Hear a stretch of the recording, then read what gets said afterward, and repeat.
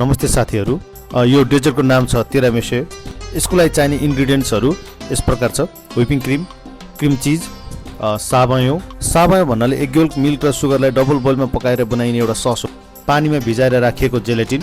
Cold चिज केकमा यो कुराहरू मिसाएपछि तिरामिसु बन्छ, जस्तै coffee liqueur, Kahlua, strong coffee, sugar syrup अनि लेडी फिङ्गर बिस्कुट।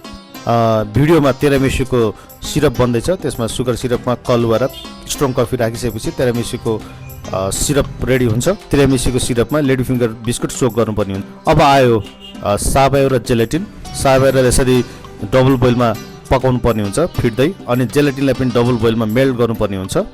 अनि साबयो र जेलेटिनलाई मिक्स गरिदिने।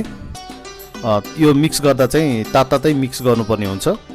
यो चाहिँ वार्म टेम्परेचर भन्दा अलि माथि 40 डिग्री जतिको टेम्परेचर आएपछि अघि नै रेडी गरेर राखेको क्रिम मिक्स, जस्तै व्हिपिङ क्रिम र क्रिम चिजको मिक्सरमा मिक्स गरिसकेपछि क्रिम रेडी। अब यसरी अघि बनाएको सिरपमा लेडी फिङ्गर बिस्कुटलाई एकछिन सोक गरेर राख्ने।